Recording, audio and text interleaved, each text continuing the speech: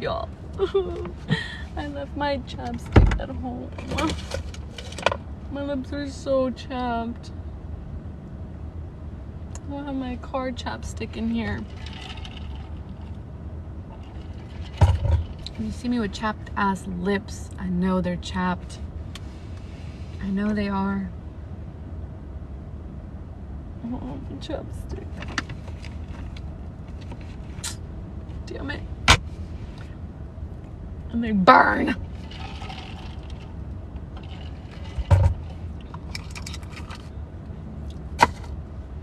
Okay. I'm just, oh God. I know I wanted to do this live, but now that I'm here, about to face the music, I'm really scared. I'm really scared for Lysandra. If she dies, I'm gonna have to spend my Christmas break thinking about how that bitch is dead. Oh, and I don't want to be doing that. I don't want to do that. I don't want to spend my Christmas thinking about her on her deathbed. But I had to know, so here we go. Let's just go. Chapter, how long is this chapter? Because, okay, it's not that bad. Let's go. Chapter 48. The Kagan's forces had dealt enough of a blow to Morath that the bone drums had ceased, sorry. Not a sign of sure defeat, but enough to make Kale's heavily limping steps feel lighter as he entered Princess Hussar's sprawling war tent. Her solde had been planted outside, the roan horsehair blowing in the wind off the lake. Sartak's own spear had been sunk into the cold mud beside his sister's, and beside the heir's spear. Leaning on his cane, Kale paused at the ebony spear that had also been planted, its jet-black horsehair still shining despite its age, not to signify the royals within, a marker of their Dargan heritage, but to represent the man they served. Ivory horsehair for times of peace, the ebony for times of war. He hadn't realized that Kagan had given his heir the ebony to bring to these lands. At Kale's side, her dress blood-splattered but eyes clear, Irene also halted. They traveled for weeks with the army, yet seeing the sign of their commitment to this war radiating the centuries of conquest it had overseen, it seemed almost holy, that solde. It was holy. Kale put a hand on Irene's back, guiding her through the tent flaps and into the ornately decorated space. For a woman who had arrived at O'Neill not a moment too late, only Hussar would somehow have managed to get her royal tent erected during battle. Bracing his muddy cane on the raised wooden platform, Kale gritted his teeth as he took the step upward. Even the thick, plush rugs didn't ease the pain that lashed down his spine, his legs. He stilled, leaning heavily on the cane while he breathed, letting his balance readjust. Irene's blood-flecked face tightened. "Let's get you into a chair," she murmured, and Kale nodded. To sit down, even for a few minutes, would be a blessed relief. Nesrin entered behind them and apparently heard Irene's suggestion, for she went immediately to the desk around which Sartak and Hussar stood and pulled out a carved wooden chair. With a nod of thanks, Kale eased into it. "No gold couch?" Princess Hussar teased, and Irene blushed, despite the blood on her golden-brown skin, and waved off her friend. The couch Kale had brought with him from the southern continent, the couch from which Irene had healed him, from which he had won her heart, was still safely aboard their ship, waiting, should they survive, to be the first piece of furniture in the home he'd build for his wife, for the child she carried. Irene paused beside his chair, and Kale took her slim hand in his, entwining their fingers. Filthy, both of them, but he didn't care. Neither did she, judging by the squeeze she gave him. "We outnumber Morath's legion," Sartak said, sparing them from Hussar's taunting. "But how we choose to cleave them while we cut a path to the city still must be carefully weighed, so we don't expend too many forces here.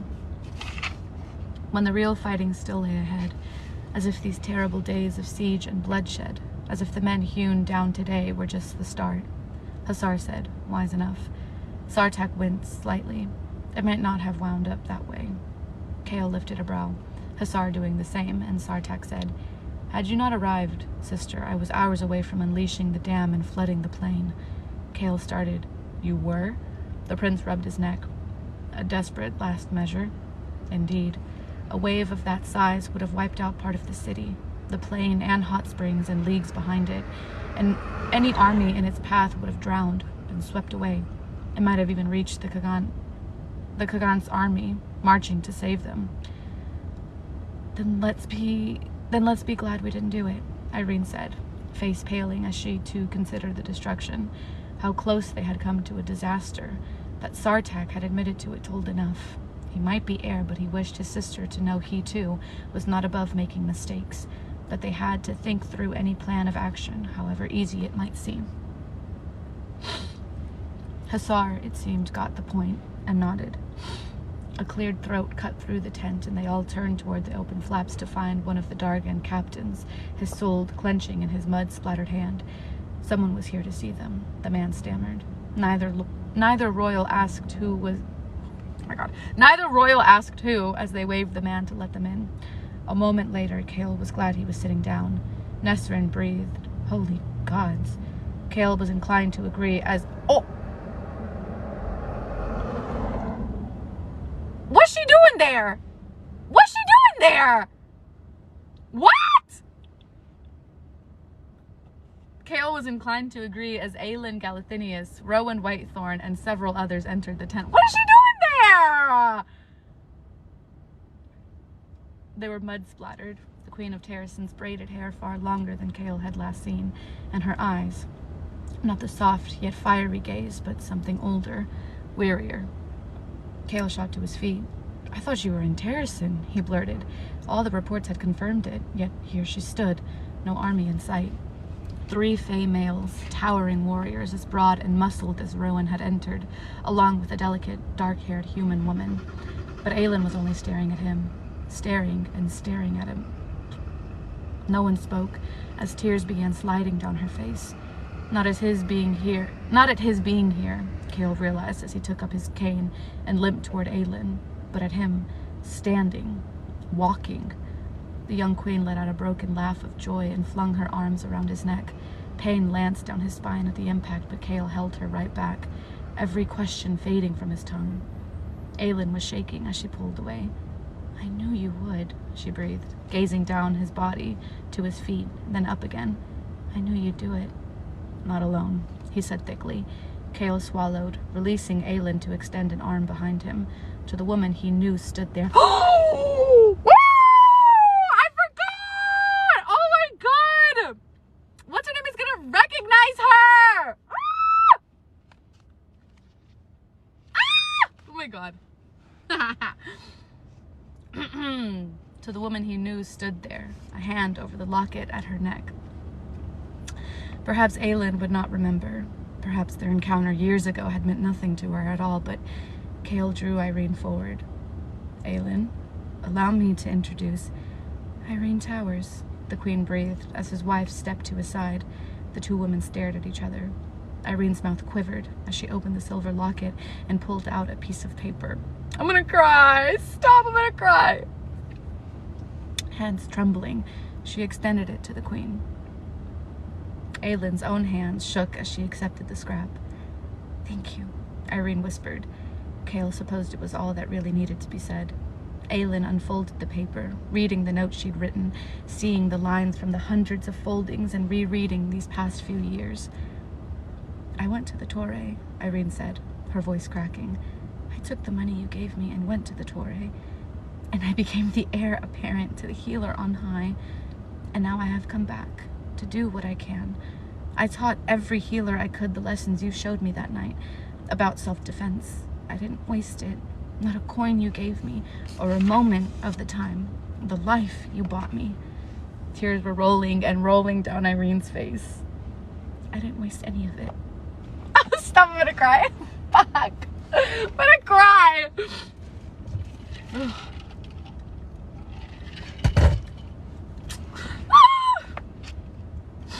Aelin closed her eyes, smiling through her own tears, and when she opened them, she took Irene's shaking hands. Now it is my turn to thank you. But Aelin's gaze fell upon the wedding band on Irene's finger, and when she glanced to Kale, he grinned. No longer Irene Towers, Kale said softly, but Irene Westfall. Aelin let out one of those choked, joyous laughs, and Rowan stepped up to her side. Irene's head tilted back to take in the warrior's full height, her eyes widening, not only at Rowan's size, but at the pointed ears, the slightly elongated canines, and tattoo. Aelin said, "And let me introduce you, Lady Westfall, to my own husband, Prince Rowan Whitethorn Galathinius." For that was indeed a wedding band on the queen's finger, the emerald mud splattered but bright. On Rowan's hand, a gold and ruby ring gleamed. "My mate," Aelin added, fluttering her lashes at the female. Rowan rolled his eyes, yet couldn't entirely contain his smile as he inclined his head to Irene.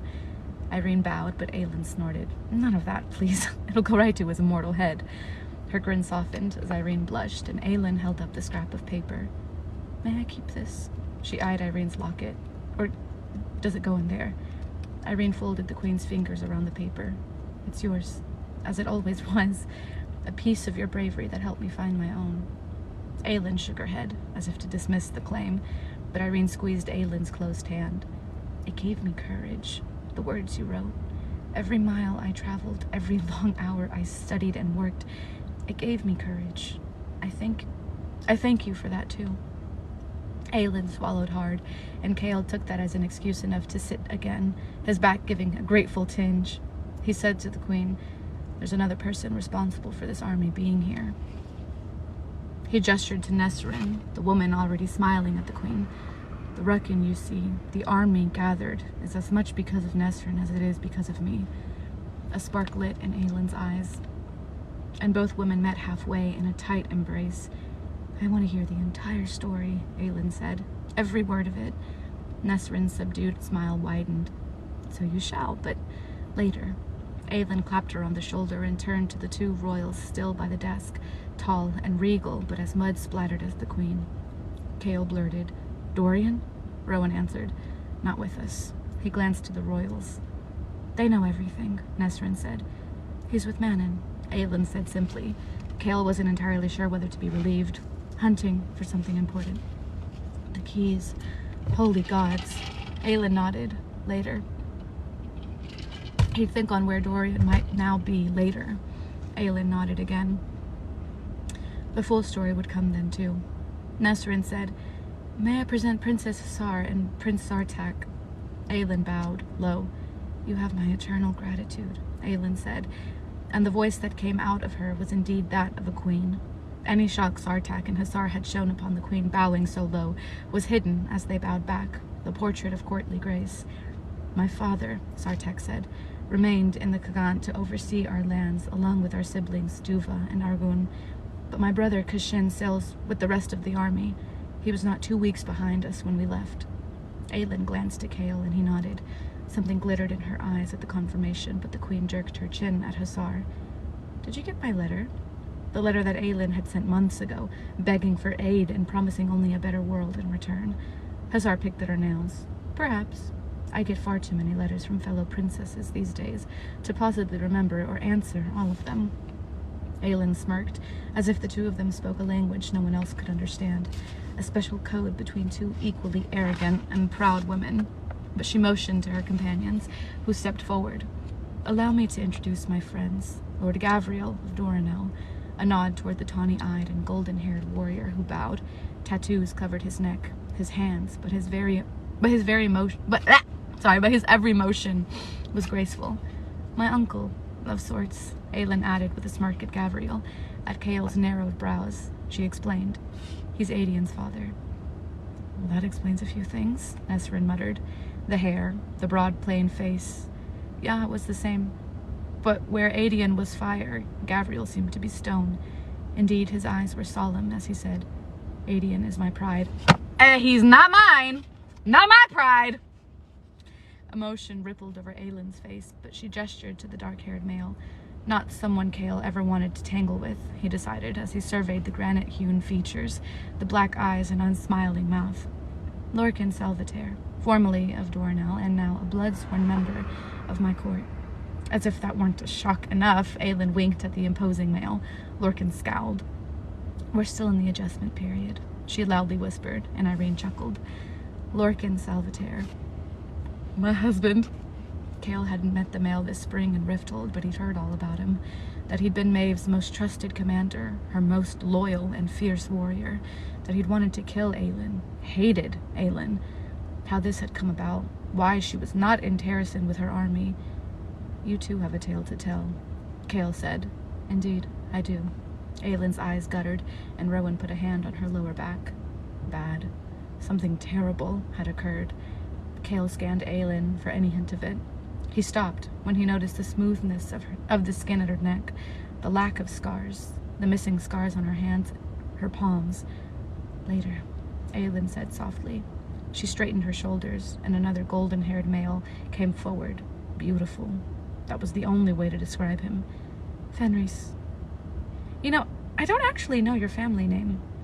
Fenris threw a roguish wink at the queen. Moonbeam. Of course it's Moonbeam.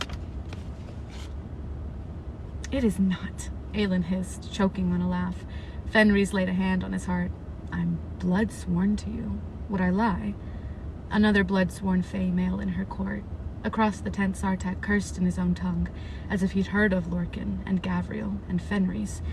Aelin gave Fenris a vulgar gesture that set Hussar chuckling and faced the royals. They're barely housebroken, hardly fit for your fine company. Even Sartak smiled at that. But it was to the small, delicate woman that Aelin now gestured, and the only civilized member of my court, Lady Elide Lockin of Parenth. Parenth.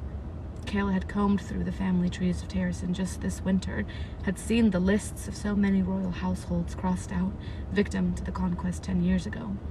Elide's name had been among them, another Terrasen royal who had managed to evade Ardalan's butchers. The pretty young woman took a limping step forward and bobbed a curtsy to the royals. Her boots concealed any sign of the source of injury, but Irene's attention shot right to her leg, her ankle. It's an honor to meet all of you, Elide said, her voice low and steady. Her dark eyes swept over them, cunning and clear, like she could see beneath their skin and bones to the souls beneath. Aelin wiped her hands. Well, that's over and done with, she announced, and strode to the desk and map. Shall we discuss where you all plan to march once we beat the living shit out of this army?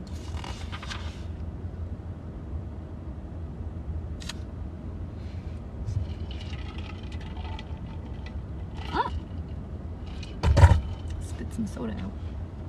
Okay, this is nice and all.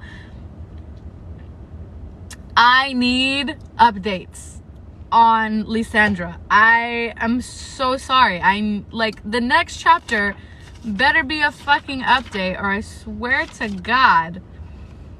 Chapter 49. Rowan had been speaking to the captain of their ship when the ruck had flown past. According to her mate, the ruck nearly slammed right into the ship thanks to the dense fog on the sea. A scout from an armada to the south. A skeleton crew had remained amongst them, though the scout hadn't been privy to the royals' plans.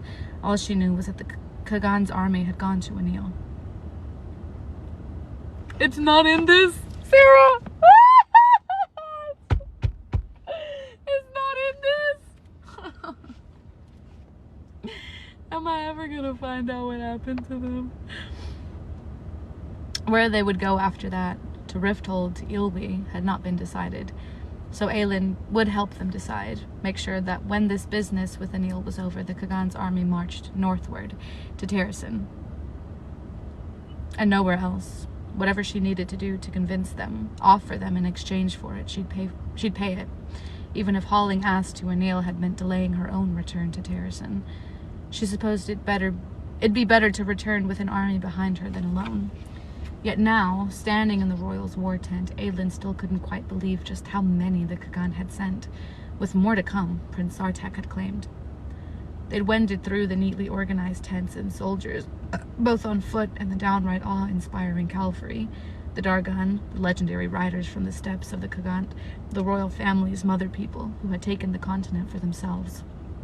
And then they'd seen the rucks, and even miserable Lorcan had sworn in awe at the mighty, beautiful birds, adorned with ornate armor and the armed riders atop them. The scout had been one thing, an army of them had been glorious. A glance at Rowan told her that shrewd mind was already calculating a plan. So Aelin asked casually, flashing the royals a grin, "Where did you all plan on going after this?" Princess Hussar, as shrewd as Aylin's mate, returned her smile, a razor-sharp thing of little beauty. Doubtless, you're about to begin some scheme to convince us to go to Terrason. The room tensed, but Aylin snorted. Begin? Who says I'm not already in the thick of it? Gods help us, KoA muttered. Rowan echoed the sentiment. Hussar opened her mouth, but Prince Sartak cut in. Where we march will be decided after Anil is secured. The prince's face remained grave, calculating but not cold.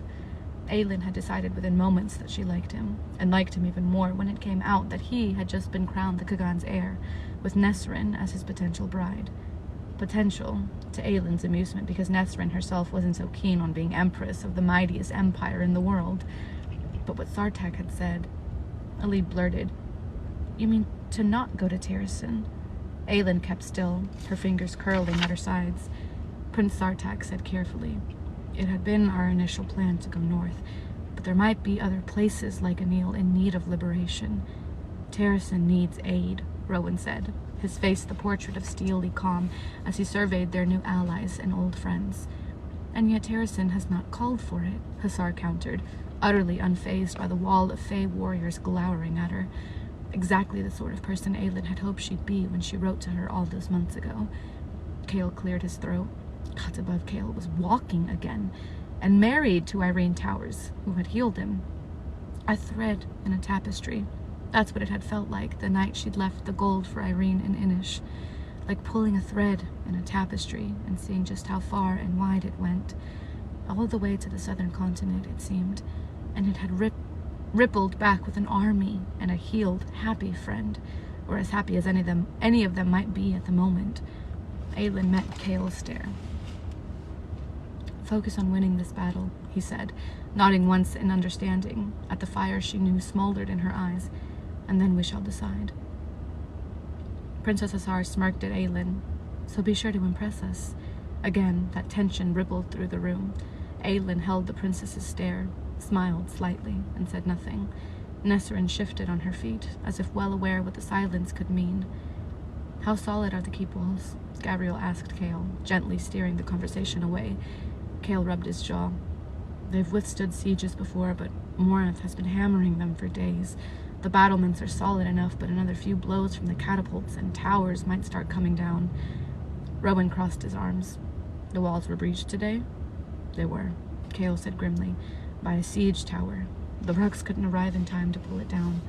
Nesrin cringed, but Sartak did not offer an apology. KoA went on. We secured the walls, but the Valk soldiers cut down a number of our men. From Anil, that is. Aylin surveyed the map, blocking out the challenge of the fierce-eyed princess, who was a mirror in so many ways. So how do we play it? Do we slam through the lines or pick them off one by one? Nesrin stabbed a finger onto the map, right atop the Silver Lake. What if we push them to the lake itself? Hussar hummed, all traces of taunting gone. Morath placed itself foolishly in their greed to sack the city. They didn't estimate being trampled by the Dargan or picked apart by the Rukin. Aylin glanced sidelong to Rowan, found him already staring at her. We'll convince them to go to Terrason, her mate said silently. KoA leaned forward, back quivering a bit, and ran a finger over the lake's western shore. This section of the lake, unfortunately, is shallow, 100 yards from the shore. The army might be able to wade out there, draw us into the water. A few hours in that water, Irene countered, mouth a tight line, would kill them. The hypothermia would set in quickly, maybe within minutes, depending on the wind. That's if the Valk fall victim to such things, Hussar said. They don't die like true men in most way, and you claim they hail from a land of darkness and cold. So the royals truly knew about their enemies then. We might push them into the water to find they don't care at all, and in doing so risk exposing our troops to the elements. The princess jabbed the keep walls. We're better off pushing them right into the stone, breaking them apart against it.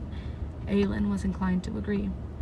Lorcan opened his mouth to say something, no doubt unpleasant, but footsteps squelching in mud outside the tent had them whirling toward the entrance long before a pretty, dark-haired young woman burst in, twin braids swinging. You wouldn't believe... She halted upon seeing Aylin, seeing the Fey males. Her mouth popped into an O. Nesrin chuckled. Bort, meet another set of steps in the mud, heavier and slower than Bort's quick movements, and then a young man stumbled in, his skin not the gold-kissed brown of Bort, or the royals, but pale. "It's back," he panted, gaping at Nesrin. "For days now, I swore I felt something. Noted changes, but today it all just came back." Nesrin angled her head, her curtain of dark hair sliding over an armored shoulder. "Who?" Bort squeezed the young man's arm. "Falcon. It's Falcon, Nesrin." Prince Sartak stalked to Nesrin's side, graceful as any Fey warrior. "How?" But the young man had turned toward Aelin, eyes narrowing as if trying to place her. Then he said, "The assassin from the market in Exandria." Aelin arched a brow.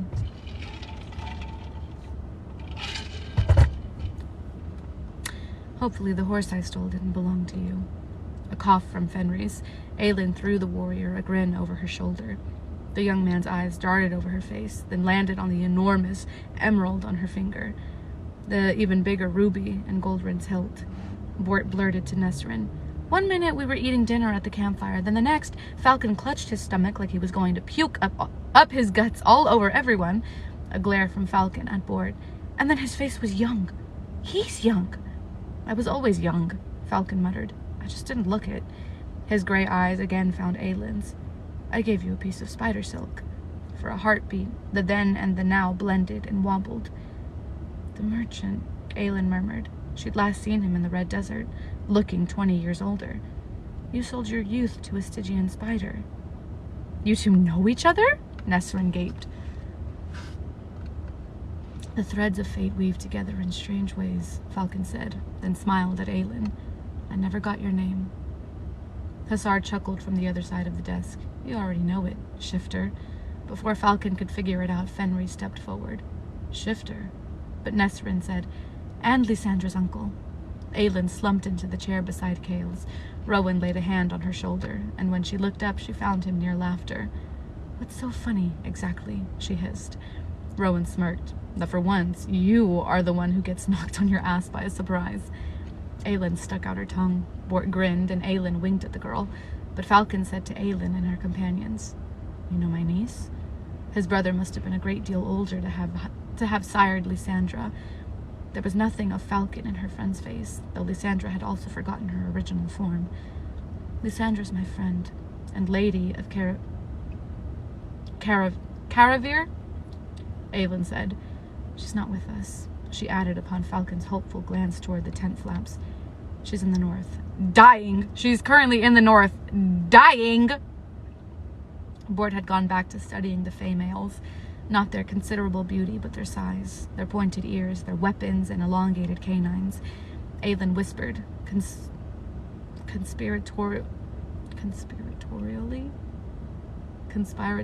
whatever, to the girl. "Make them roll over before you offer them a treat." Lorcan glared, but Fenris shifted in a flash, the enormous white wolf filling the space. Hussar swore, Sartak backing away a step, but Bort beamed. "You're all truly Fey, then?" Gavriel, ever the gallant knight, sketched a brow. Lorcan, the bastard, just crossed his arms. Yet Rowan smiled at Bort. "Indeed we are." Bort whirled to Aelin. "Then you're Aelin Galathinius. You look just how Nesrin said." Aelin grinned at Nesrin, the woman leaning against Sartak's side.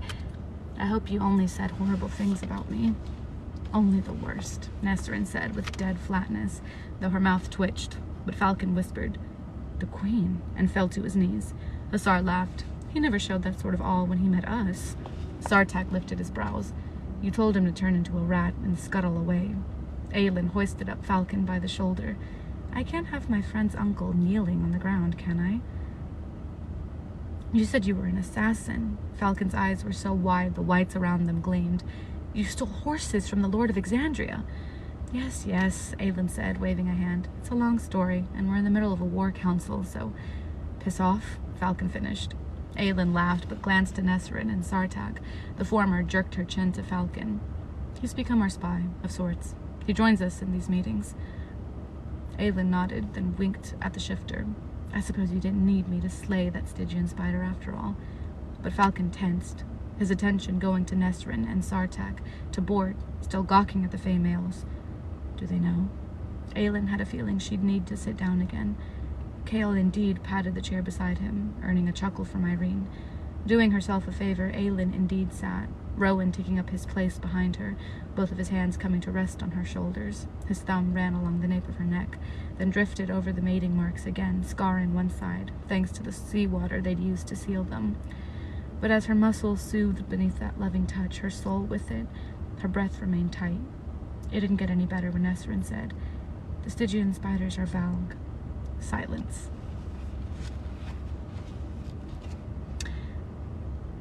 We encountered their kin, the Cottonquii, deep in the Dagwool fells. They came into this world through a temporary crack between realms, and remained afterward to guard the entrance should it ever reappear. "This cannot end well," Fenris muttered. Elide hummed her agreement. "They feed on dreams and years of life," Falcon said, a hand on his own chest. As my friends have said the Valg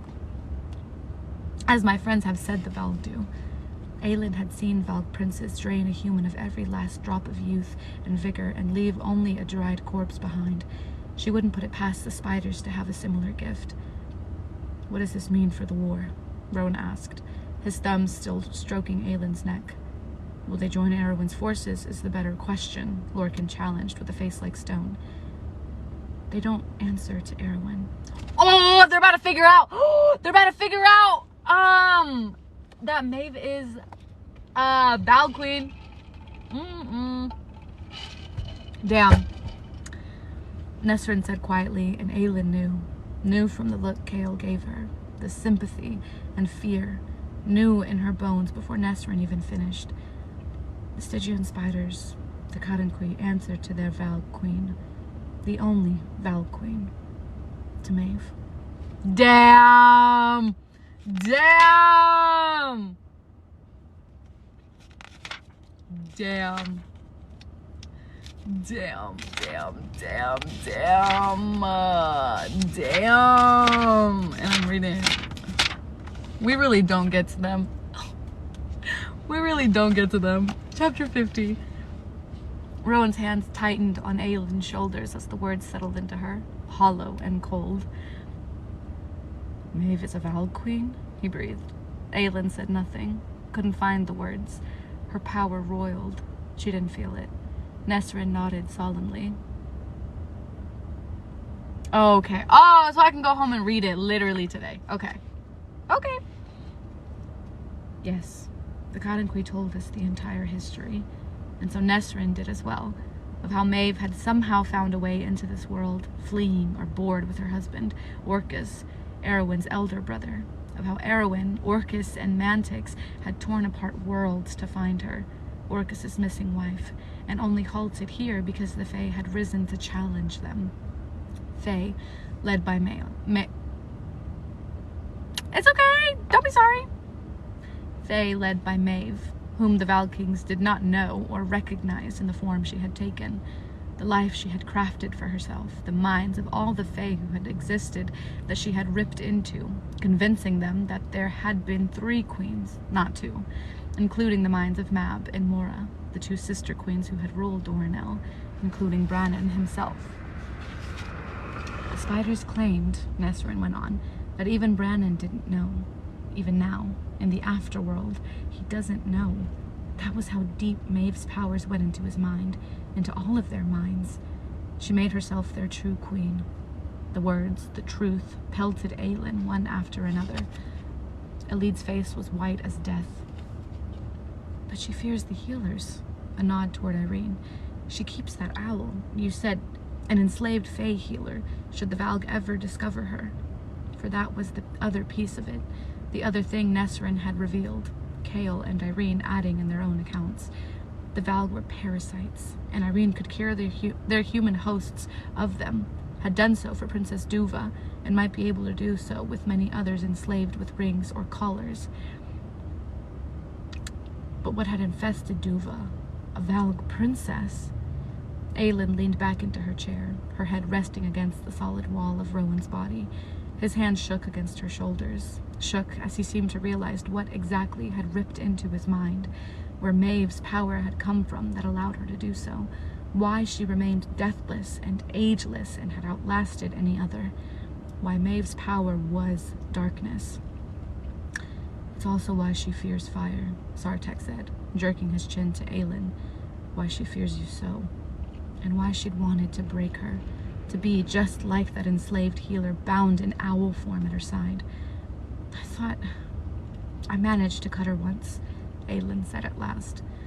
That quiet, ancient darkness pushed in, dragging her down, down, down.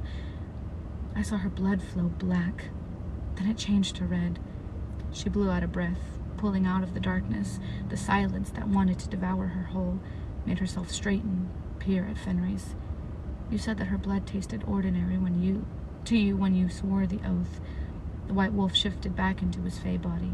His bronze skin was ashen, his dark eyes swimming with dread. It did. Rowan growled.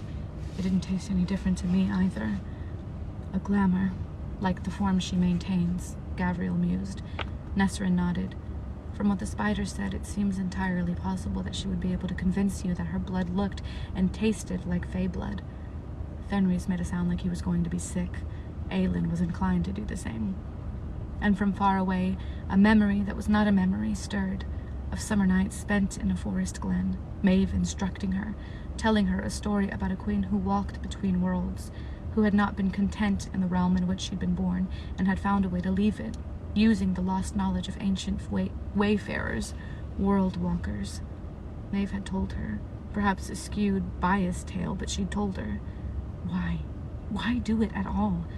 Some way to win her, or to make her hesitate, should it ever come to this? But Maeve hates the Val Kings, Elide said, and even from the silent, drifting place to which Aelin had gone, she could see the razor-sharp mind churning behind Elide's eyes. She's hidden for this long, surely she wouldn't ally with them. She ran at the chance to get a hold of a Val collar, Fenris said darkly, seemed convinced that she could control the prince inside it. Not only through Maeve's power, but because she was a demon queen. Aelin forced herself to take another breath. Another. Her fingers curled, gripping an invisible weapon.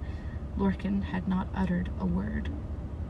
Had done nothing but stand there, pale and silent, as if he'd stopped being in his body too.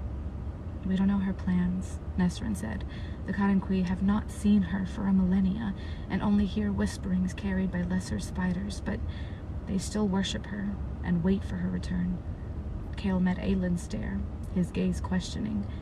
Aelin said quietly, I was Maeve's prisoner for 2 months. Utter silence in the tent.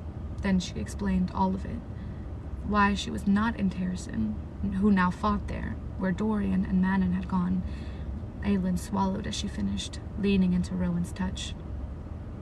Maeve wished me to reveal the location of the 2 word keys, wanted me to hand them over, but I managed to get them away before she took me. To Dorinel. She wanted to break me to her will, to use me to conquer the world, I thought. But it perhaps now seemed she wanted to use me as a shield against the Valg, to guard her, always. The word tumbled out, heavy and sharp. I was her captive until nearly a month ago. She nodded toward her court. When I got free, they found me again. Silence fell. Again, her new companions at a loss. She didn't blame them. Then Hussar hissed, We'll make the bitch pay for that too, won't we? Aelin met the princess's dark stare. Yes, we will. The truth had slammed into Rowan like a physical blow. Maeve was Valg, a Valg queen, whose estranged husband had once invaded this world and, if Kale was correct, wished to enter it again, should Erwin succeed in opening the word gate. He knew his cadre, or whatever they were now called, was in shock, knew he himself had fallen into some sort of stupor. The female they'd served bowed to Valg. They had been so thoroughly deceived they had not even tasted it in her blood. Fenris looked like he was going to empty the contents of his stomach onto the tent floor. For him, the truth would be the most horrendous. Lorcan's face remained cold and blank. Gavriel kept rubbing his jaw, his eyes swimming with dismay. Rowan loosed a long breath. A Valg queen.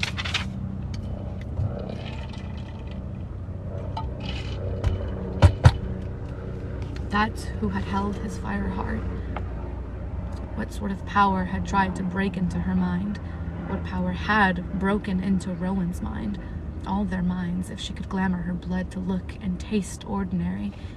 He felt the tension rising in Aelin, a raging storm that nearly hummed into his hands as he gripped her shoulders. Yet her flames made no appearance. They hadn't shown so much as an ember these weeks, despite how hard they'd trained. Occasionally, he'd spy Goldrun's ruby gleaming while she held it, as if fire glowed in the heart of the stone, but nothing more. Not even when they'd tangled in their bed on the ship, when his teeth had found that mark on her neck. Ew. Alid surveyed them all, their silence, and said to their new companions, "Perhaps we should determine a plan of action regarding tomorrow's battle, and give them time later tonight to sort through this colossal mess." Kale nodded. "We brought a trunk of books with us," he said to Aelin, "from the KoA. They're all full of word marks." Aelin didn't so much as blink, but Kale finished. "If we get through this battle, they're yours to peruse, in case there's anything in them that might help. Against Erwin, against Maeve, against his mate's terrible fate." Aelin just vaguely nodded. So Rowan forced himself to shove away the shock and disgust and fear and focus upon the plan ahead. Only Gavriel seemed to be able to do the same, Fenrir staying where he was, and Lorcan just staring and staring at nothing.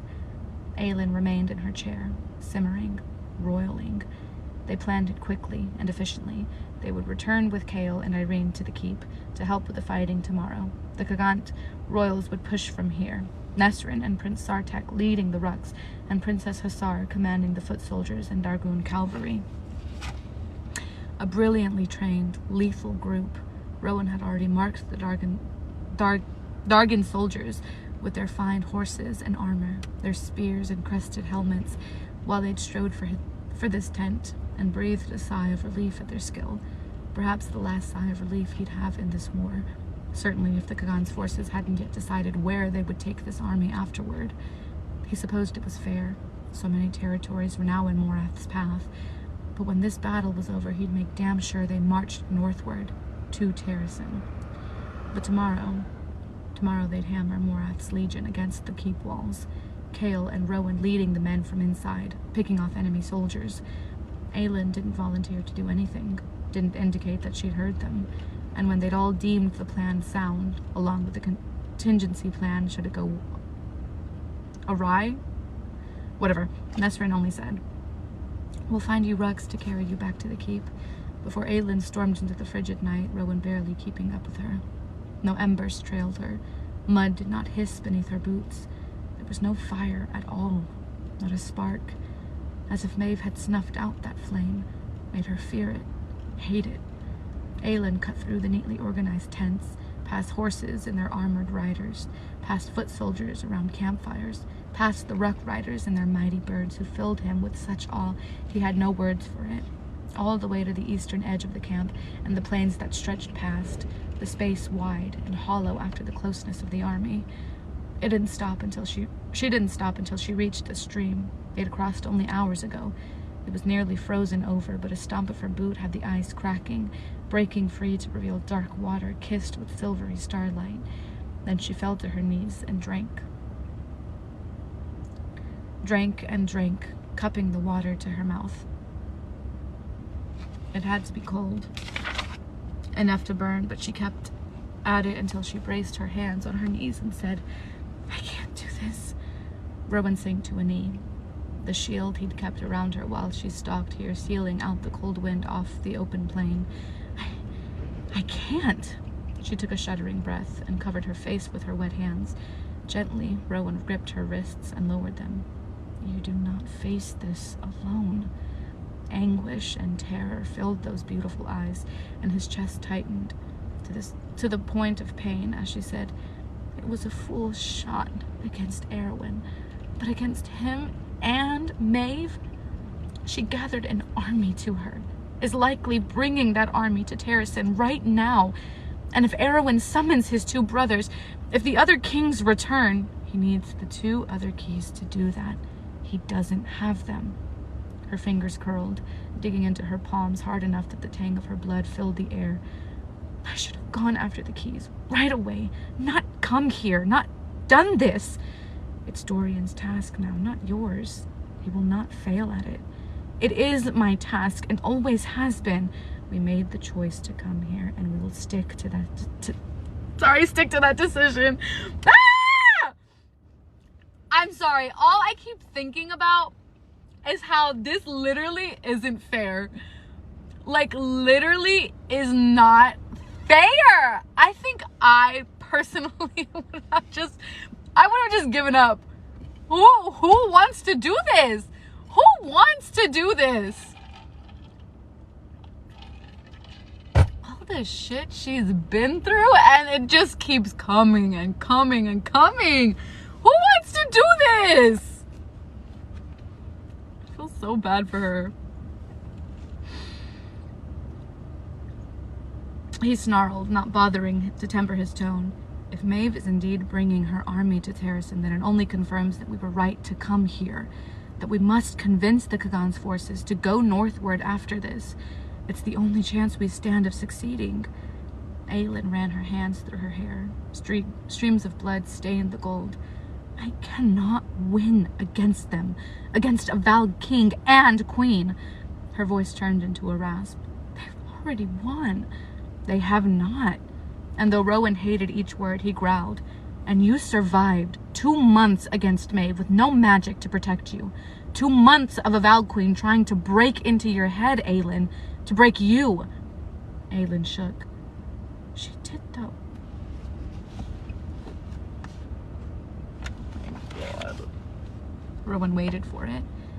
Aelin whispered, I wanted to die by the end, before she ever threatened me with a collar. And even now, I feel like someone has ripped me from myself. Like I'm at the bottom of the sea, and who I am, who I was, is far up at the surface, and I will never get back there again.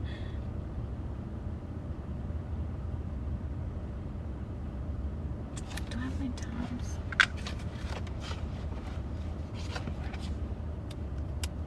Sorry, y'all. That one hit a little too close to home. I'm gonna tab this. Hold on.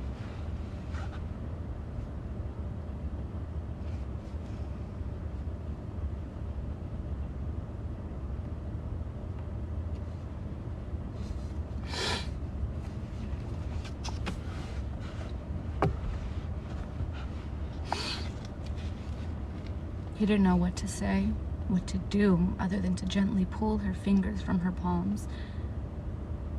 Did you buy the swag? What? Oh.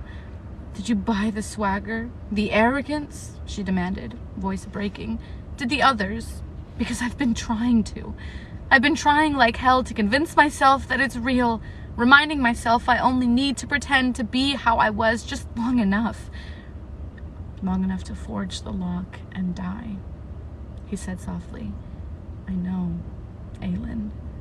He hadn't bought the winks and smirks for a heartbeat. Aelin let out a sob that cracked something in him.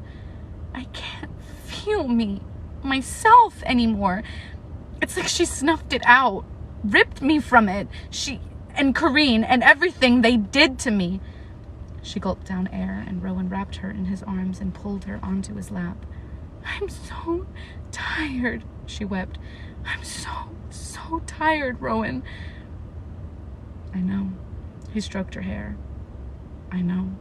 It was all there really was to say. Rowan held her until her weeping eased and she lay still, nestled against his chest. I don't know what to do, she whispered.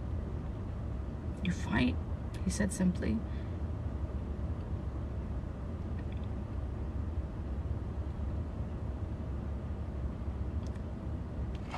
Hold on. Oh my God. Why is she having to go through this? Oh.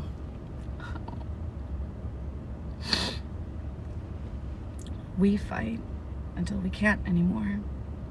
We fight. She sat up but remained on his lap, staring into his face with a rawness that destroyed him. Rowan laid a hand on her chest, right over that burning heart. Fire heart. A challenge and a summons. She placed her hand atop his, warm despite the frigid night. as if the fire had not yet gone out entirely. But she only gazed up at the stars, to the Lord of the North standing watch. "We fight," she breathed. Oh my god. Wow.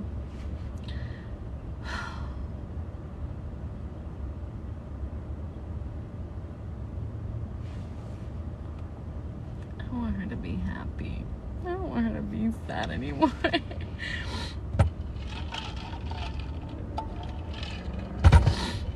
Aelin found Fenris by a quiet fire, gazing into the crackling flames.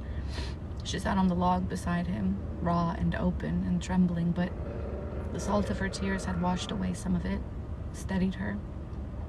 Rowan had steadied her, and still did, as he kept watch from the shadows beyond the fire.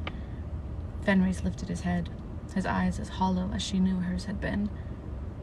"Whenever you need to talk about it," she said, her voice still hoarse. "I'm here." Fenris nodded, his mouth a tight line. "Thank you." The camp was readying for their departure, but Aelin scooted closer and sat beside him in silence for long minutes. 2 healers, marked only by the white bands around their biceps, hurried past, arms full of bandages. Aelin tensed, focused on her breathing. Fenris marked her line of sight. "They were horrified, you know," he said quietly. "Every time she brought them in to fix you." The 2 healers vanished around a tent. Aelin flexed her fingers, shaking the lightness from them. He didn't stop them from doing it. They didn't have a choice. She met his dark stare. Fenris's mouth tightened. "No one would have left you in those states. No one. Broken and bloody and burned." She gripped Goldrin's hilt. Helpless. "They defied her in their own way," Fenris went on. "Sometimes she'd order them to bring you back to consciousness. Often they claimed they couldn't, that you'd fallen too deeply into oblivion. But I knew. I think Maeve did too. That they put you there for as long as possible, to buy you time." She swallowed. "Did she punish them?" "I don't know. It was never the same healers."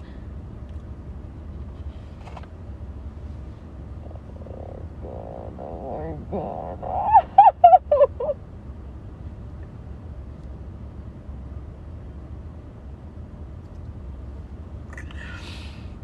Ow! God damn. Y'all know that sharp pain you get in your chest sometimes? I'm getting that. It's ill-timed. Ow! Maeve likely had likely ripped their minds apart for their defiance.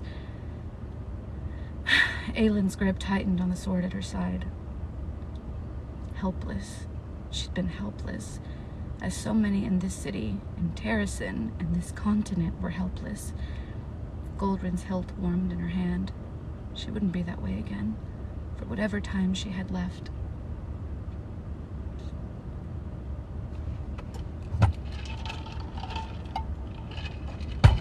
God, this shit is just one thing after another after another. Gavriel padded up beside Rowan, took one look at the Queen and Fenris and murmured, "Not the news we needed to hear." Rowan closed his eyes for a heartbeat. No, it was not. Gavriel settled a hand on Rowan's shoulder. "It changes nothing, in some ways." "How?"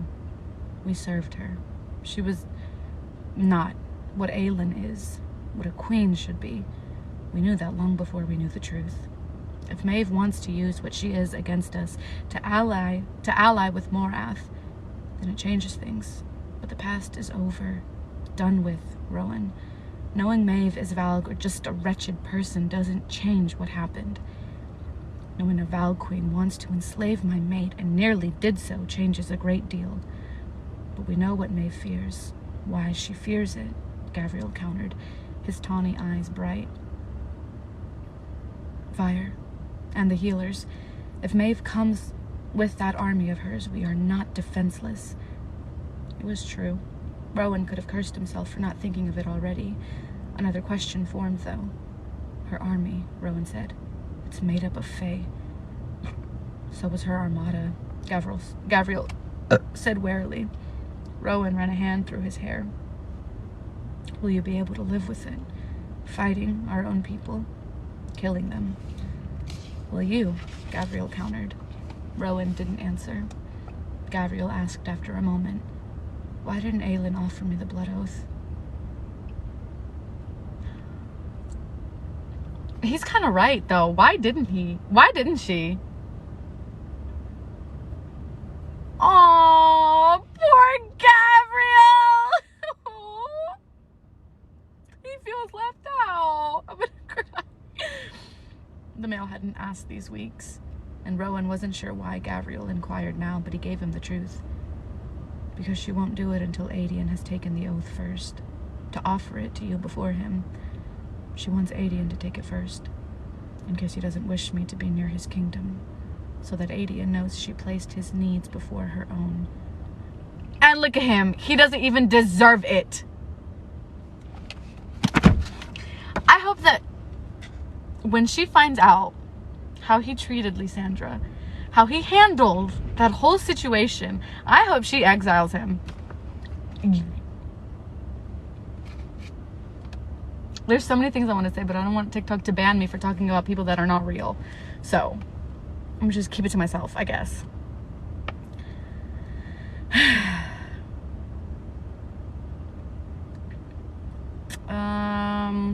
Gabriel bowed his head. I would say yes, if she offered. I know. Rowan clapped his oldest friend on the back. She knows too. The lion gazed northward. Do you think we haven't heard any news from Terrasen? If it had fallen, if Aedion had fallen, we would know. People here would know. Gabriel rubbed at his chest. We've been to war. He's been to war. Fought on battlefields as a child. Gods be damned. Rage flickered over Gabriel's face. Not at what Aedion had done, but what he'd been made to do by fate and misfortune. What Gabriel had not been there to prevent. But I still dread every day that passes and we hear nothing. Dread every messenger we see. A terror Rowan had never known. Different from his fear for his mate, his queen. The fear of a father for his child. I just know he's gonna die. I just know he's gonna die. How many people do we have to lose because of Aedion until it is enough? How many?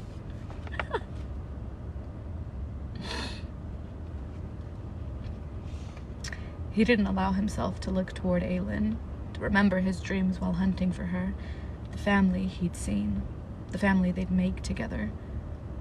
We must convince the Kagante royals to march northward when this battle is over.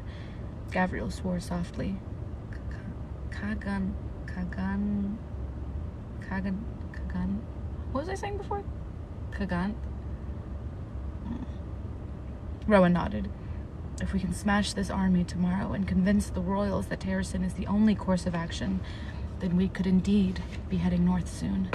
We might be fighting at Aedion's side by Yulmis. Gabriel's hands clenched at his sides, tattoos spreading over his knuckles. If he will allow me that honor, he better. He better. Rowan would make Aedion allow it, but he only said, gather a lead in Lorcan. The Brucks are almost ready to depart. He better. I'm not even messing with y'all. Not even messing with y'all. The first word I see in this chapter is Lorcan. So you know what? This better be a Lorcan and a lead chapter, because he just said get Lorcan and a lead ready. And the first word on this is Lorcan, so it's from Lorcan's point of view. It better be a Lorcan and a lead finally making a step toward being in love and together like they were before. That's all I'm saying. Chapter 51. Lorcan lingered by the edge of the Ruck encampment, barely taking in the magnificent birds or their armored riders as they settled down for the night. A few, he knew, would not yet find their rest, instead bearing them and needed supplies back to the keep towering over the city and plain. He didn't care. Didn't marvel that he was soon to be airborne on one of those incredible beasts. Didn't care that tomorrow they would all take on the dark army gathered beyond. He'd fought in more battles, more wars than he cared to remember. Tomorrow would be a little different. save for the demons they'd slay, rather than men or fae. Demons, like his former queen, apparently. He had offered himself to her, had wanted her, or believed he did, and she had laughed at him. He didn't know what it meant about her, about himself. He'd thought his darkness, hellish gifts had been drawn to her, that they'd been matched. Perhaps the dark god had wanted him not to swear fealty to Maeve, but to kill her, to get close enough to do so. Lorcan didn't adjust his cape against the gust of frigid air off the distant lake. Rather, he leaned into the cold, into the ice on the wind, as if it might rip away the truth. "We're leaving." Elid's low voice cut through the roaring silence in his thoughts. "The rucks are ready," she added. There was no fear or pity on her face. Can there at least be a little bit of pity? Can there be, like, just a little bit? Can she just get a little bit? A little bit would not hurt anybody. Her black hair gilded by the torches and campfires. Of all of them, she'd mastered the news with little difficulty, stepping up to the desk as if she'd been born on a battlefield. "I didn't know," he said, voice strained. Elid knew what he meant. "We have bigger things to worry about anyway." He took a step toward her. "I didn't know," he said again. She tipped her head back to study his face and pursed her mouth, a muscle ticking in her jaw. "Do you want me to give you some sort of absolution?" Oh my God! Oh my God! Can we stop? Can we stop, please? Can we stop? Oh, can we stop this? I'm so tired. Oh, I'm so tired of this. I'm so tired of this, y'all. I can't do it. I can't do it anymore. I can't. Do you want me to give you some sort of absolution for it? I served her for nearly 500 years. 500 years. And I just thought her to be immortal and cold. Sounds like the definition of a vow to me. He bared his teeth. You live for eons and see what it does to you, lady. I don't see why you're so shocked. Even with her being immortal and cold, you loved her. You must have accepted those traits. What difference does it make what we call her then? I didn't love her. You certainly acted like you did. Lorcan snarled. Why is that the point you keep returning to, Elid? Why is it the one thing you cannot let go of? Because I'm trying to understand how you could come to love a monster. This is not going into the way that I want it to. I kind of like groveling Lorcan. I do too, but I feel like he's been through enough of it. Like, I feel like we get it. It's time. They can't keep this up forever. I love a groveling man as much as anyone, but this man is not like groveling at this point anymore. He's just suffering. It's just straight pain for him too. It's just suffering. Why? He pushed into her space. She didn't balk one step. Indeed, her eyes were blazing as she hissed. Because it will help me understand how I...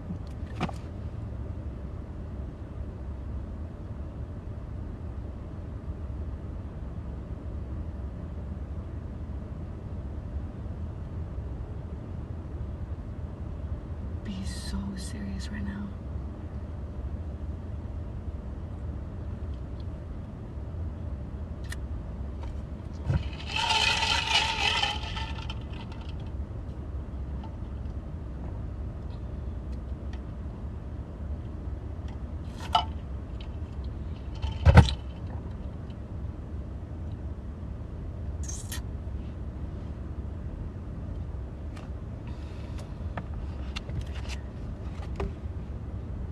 I need to know Elite's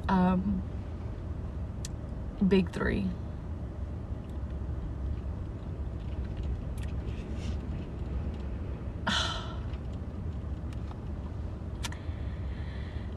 Because it will help me understand how I did the same. Her voice snagged on the last words, and Lorcan stilled as they settled into him. He'd never had anyone who... Is it a sickness? She demanded. Is it something broken within you? Elide heard. Oh my God, I'm gonna throw up. I'm gonna throw up, I'm gonna throw up, I'm gonna throw up, I'm gonna throw up, I'm gonna throw up. Her name was a rasp on his lips. Lorcan dared reach a hand for her, but she pulled out of reach. If you think that because you swore the blood oath to Aelin it means anything for you and me, you're sorely mistaken. You are mortal, I'm human. Let us not forget that little fact either.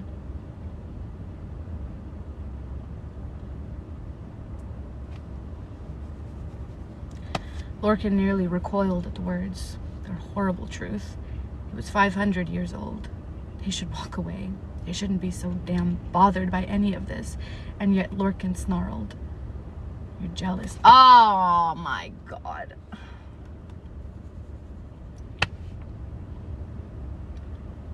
I said I wanted a step toward redemption, a step toward forgiveness. And I'm given this instead. This is what SJM decides to give me.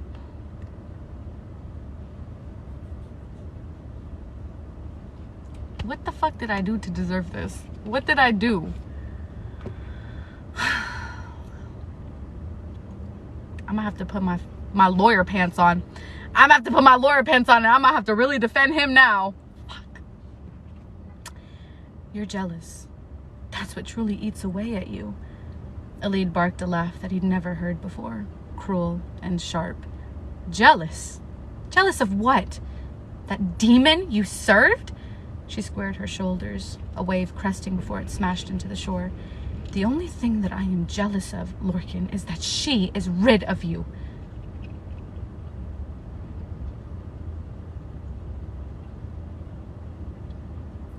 Lorcan hated that the words landed like a blow, that he had no defenses left where she was concerned. I'm sorry, he said. For all of it, Elide. If y'all have watched Obi-Wan, he's giving Obi-Wan right now. There, he'd said it and laid it out before her. I'm sorry, he repeated, but Elide's face did not warm. I don't care, she said, turning on her heel. And I don't care if you walk off that battlefield tomorrow. God fucking damn it. God fucking damn it!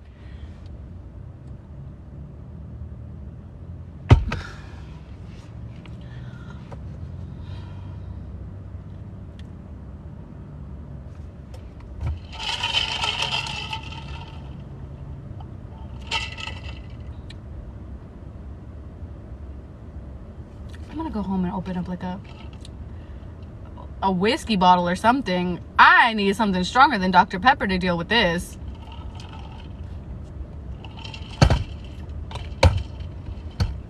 You know she's lying. You know she's lying. You know she's lying. She cares. Both of them are just so damn stubborn. Actually, Lorcan's not that stubborn. He's apologizing. He's trying to make amends. He's trying to make things right. And Elide is just not having it. I can't blame her, but at the same time, like, girl, enough is enough.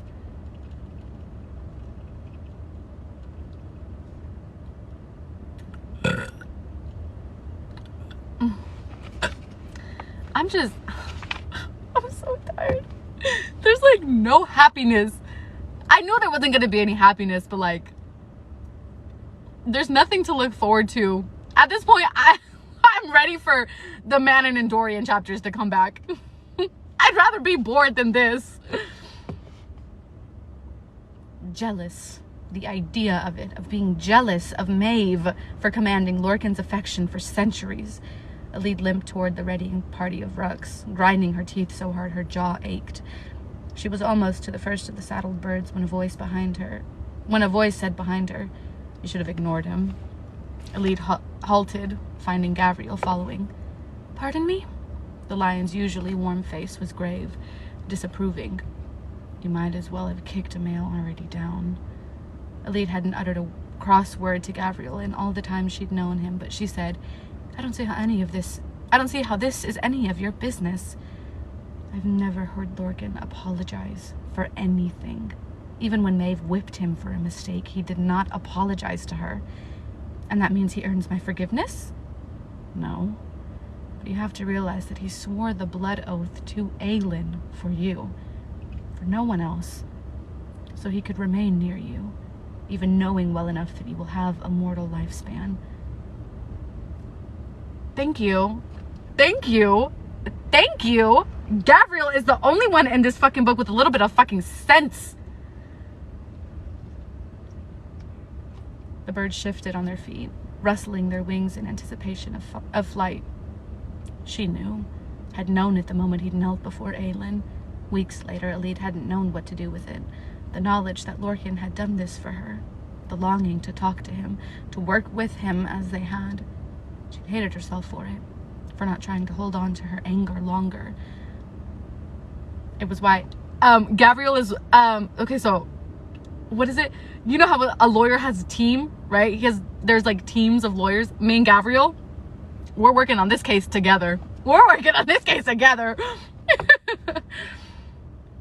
It was why she'd gone after him tonight. Not to punish him, but herself. To remind herself of who he'd sold their queen to. How profoundly mistaken she had been. And her parting line to him. It was a lie. We know. We know, girl. We know it was a lie. A disgusting, hateful lie. Elide turned to Gabriel again. The lion was gone. And for the cold flight over the army, then over the sea of darkness spread between it and the ancient city, even that wise voice who had whispered for the entirety of her life had gone quiet. Be an associates in the defense of Lorcan Salvaterre, always and forever.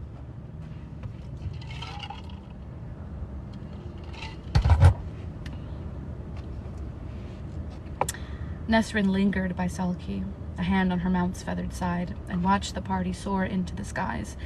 The 20 Rucks hadn't just been bearing Aelin, Galathinius, and her companions, Kale and Irene included, but also more healers, supplies, and a few horses hooded and corralled into wooden pens that the birds could carry.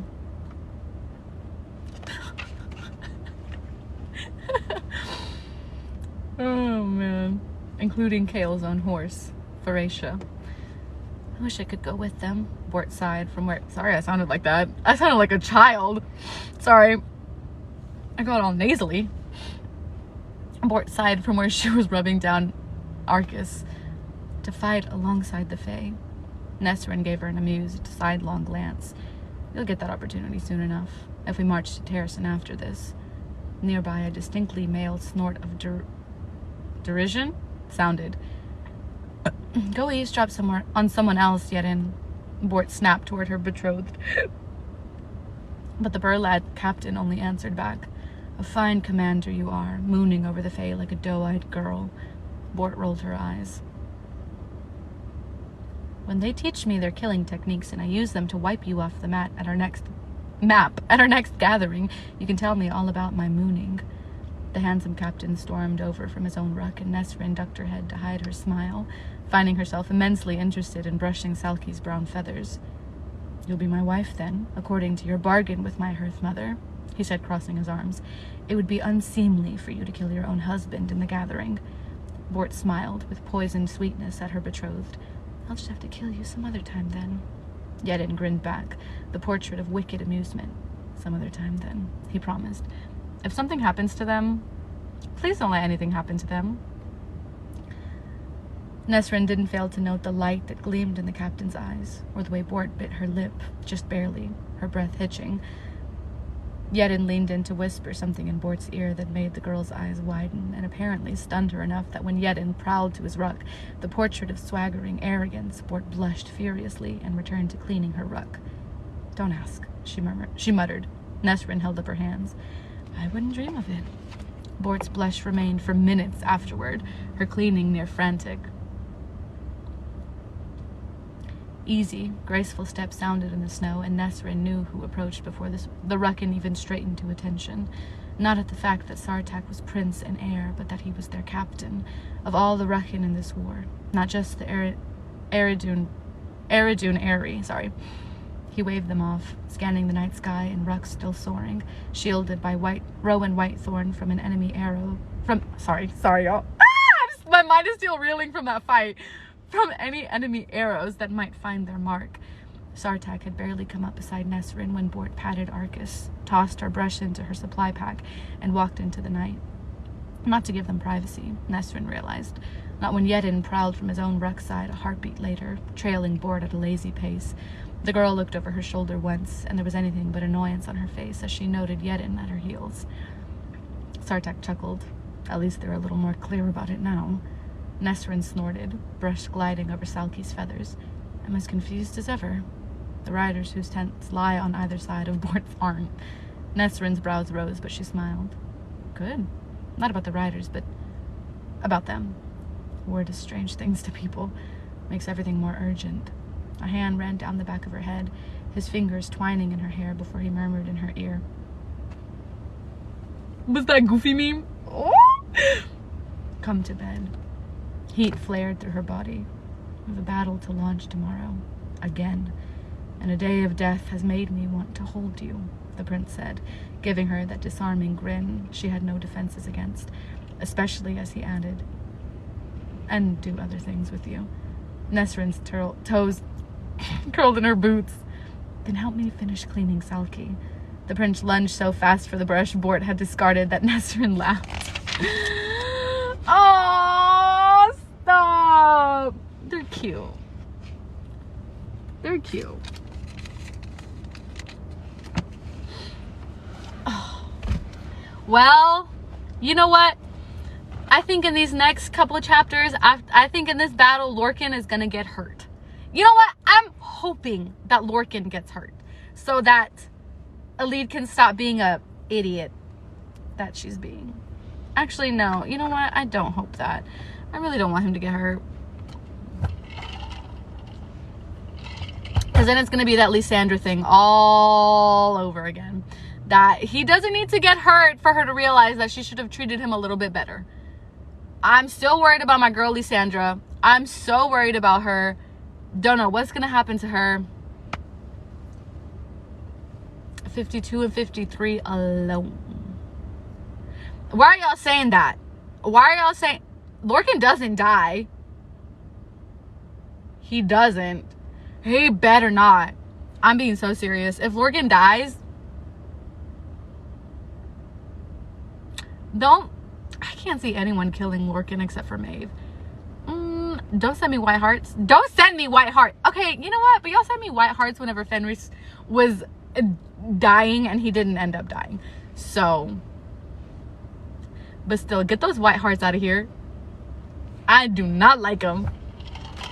He better. I'm being so serious. Y'all better stop. He can't. He literally can't die. Like, he literally can't. Elide, on the other hand, she's very killable. She absolutely could die. I hope she doesn't.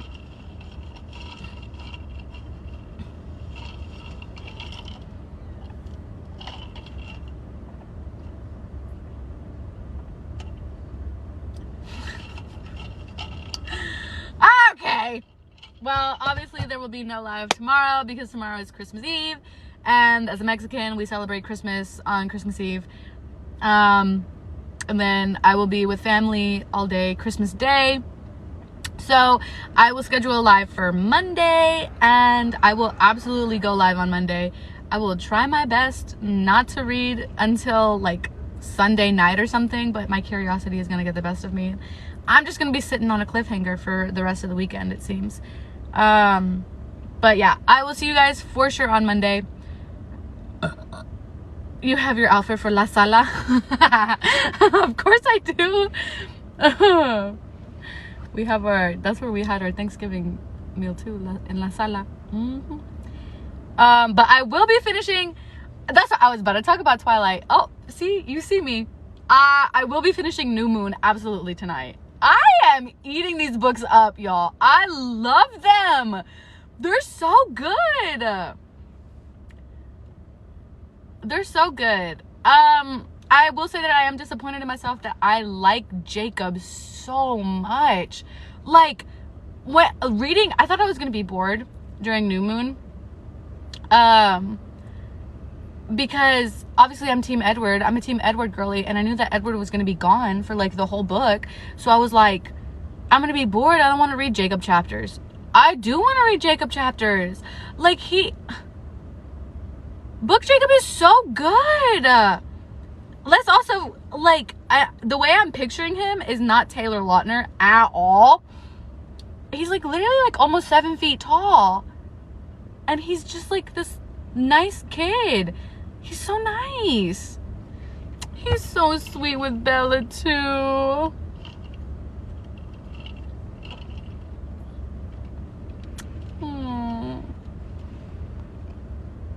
Enjoy. I'm enduring blizzards for the next 2 days. Oh, I hope y'all. Ooh, that sounds. I've never experienced a blizzard, but they sound scary. I hope we didn't lose power last night. I was so scared. I kept waking up because I thought my heater was gonna turn off. We haven't lost power here in Texas, but it is freezing. Like, it's below freezing. So we're gonna stay like that for another couple days. I don't think it's gonna snow. It's been very sunny, which I'm kind of sad. I was disappointed in movie Jacob. Yeah, like, I'm like reading about him and I'm like, I think if I would have read this first and then seen who they cast, I think I would have been disappointed too. Yeah. And then the way they made him, they just made him really unlikable. Like, he was very pushy and he was very like sulky and kind of annoying and just this pick-me guy. And have you read The Hunger Games? Of course I've read The Hunger Games. The Hunger Games was, oh no, it wasn't the first series that I read that I got into. It's very hard for me to get into series because I have a very short attention span. And I think that's what's happening with like, From Blood and Ash. Like, I just lose, especially if I have to wait for the books to come out, I lose interest. Like, I still haven't finished The Kingdom of the Feared. And I haven't even really touched, A Light in the Ember, something, the new From Blood and Ash book that just came out. It's just, have you read Clockwork Princess? But yes, I have read The Hunger Games, and I loved it. That's a series that I think I need to reread because I like don't remember a lot. I rewatched the movies recently, and as they were like talking about things, and my brother has read it and he was talking to me about like what was in the books, I don't remember. I know A Light in the Flame is good, like I know, but I like, my attention was lost. Like, the hype that I had for Niktos is like not there anymore. So I think I need to read like finished series or just get into it again. I have not read the Divergent books, but after getting the ending spoiled for me, like the major death that happens in there, I don't think I want to finish it. Or start it, at least. I haven't read Mortal Instruments either.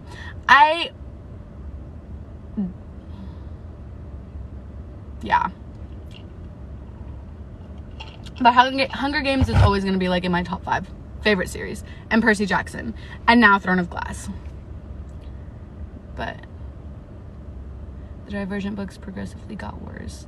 That's what I've heard too. That they just get, that the author was just going for shock factor. And like, she didn't really stick true to like her characters. And so I was just like, eh.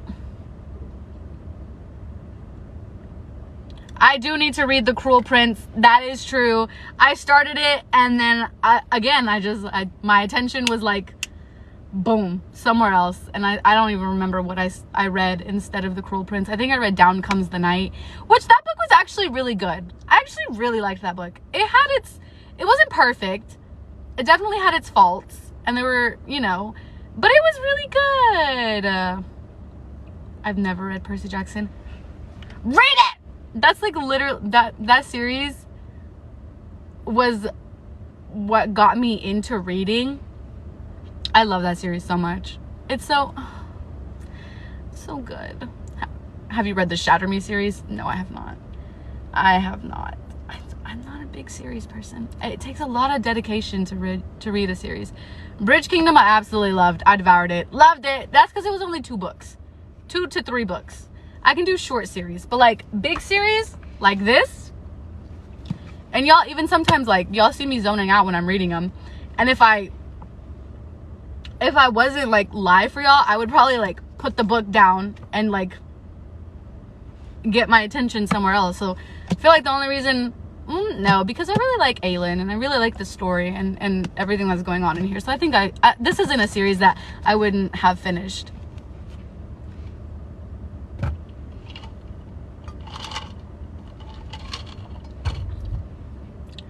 Yes, Percy Jackson, the series I will be watching.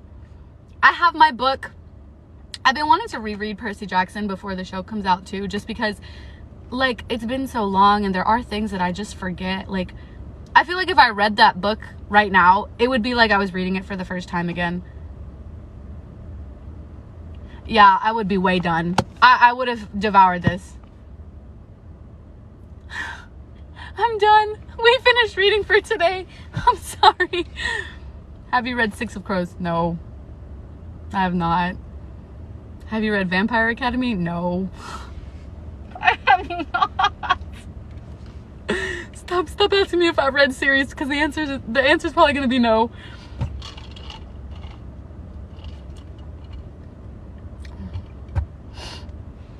Alright, yeah, I'm not a big series person. Takes a lot. Oh, let me tell you the horror story that I have going on at home right now. I'm actually avoiding going home right now. That's why I've been here for so long. I came home yesterday to find my grandfather had snooped through my bookshelf, because my bookshelf is in our hallway because it doesn't fit in my room. So it's on public display, and it was a mess. Like I had books everywhere. I haven't organized it, and like I have books sticking out, whatever. So my grandpa is like a really big reader. He'll usually, when he comes to the house, like he'll pick a book and he'll read it, right? So I came home yesterday and I saw that he was reading a book that I hadn't seen him hold before. Like it was a paperback, and the 2 books that I saw him reading before were hardcover books. So I was like, oh shit, did he pick a book from my bookshelf? And so I was ducking to see. He picked up my copy of The People We Meet on Vacation. More specifically, my annotated copy of The People We Meet on Vacation. So I've already decided that I'm going to tell him that it was a secondhand book, that I bought it at Half Price Books and it came annotated. So there's that. But literally, y'all, okay, so if you haven't read it, there's like, I think there's only 1 sex scene in the whole book, right? There's only 1 red tab scene. I did not hold back on my commentary for that scene. I didn't. I did not hold back. So I tried to distract him with the Poppy Wars. I was like, oh, well, in case you don't want to read like a cheesy romance, here's this. Tried to give him the Poppy Wars. He did not take the bait. He's still reading People We Meet on Vacation. So there's that. I have to go home. Yeah. Needless to say, I went to my bookshelf. I got the rest of the books that I have annotated and I shoved them in my room in like a drawer, hid them. So yeah, there's that. Anyway, I'm gonna go home and read Twilight. Whatever. We were also talking about books. He was asking me what kind of books, or no, I was asking him what kind of books he was reading, because he's like a really big reader. We used to talk about books all the time. I asked him what books he was reading right now, and he was explaining this like biology book that he's a biology professor for college, and he was explaining to me that he was reading this biology book to help him teach his students. And he was like, this guy, like, he knows a lot about biology, and he'll dumb it down for, like, you know, people like me who don't know anything to understand it better. And he's like, it's really cool, it's full of fun, like, analogies that you can learn biology with. And then he was like, what are you reading? And I was like, Twilight. Oh my god! Anyway, live to embarrass myself. But anyway, I will not see y'all tomorrow or Sunday. I will see y'all on Monday, and I'll schedule a live. I hope you have a very Merry Christmas if you celebrate it. If not, Happy Holidays. I hope you guys have the most amazing time with family or friends, and get lots of cool presents and eat lots of good food and just have a really good time. Thank you guys for coming today, even though it was just did not go well for me. And I will see y'all on Monday.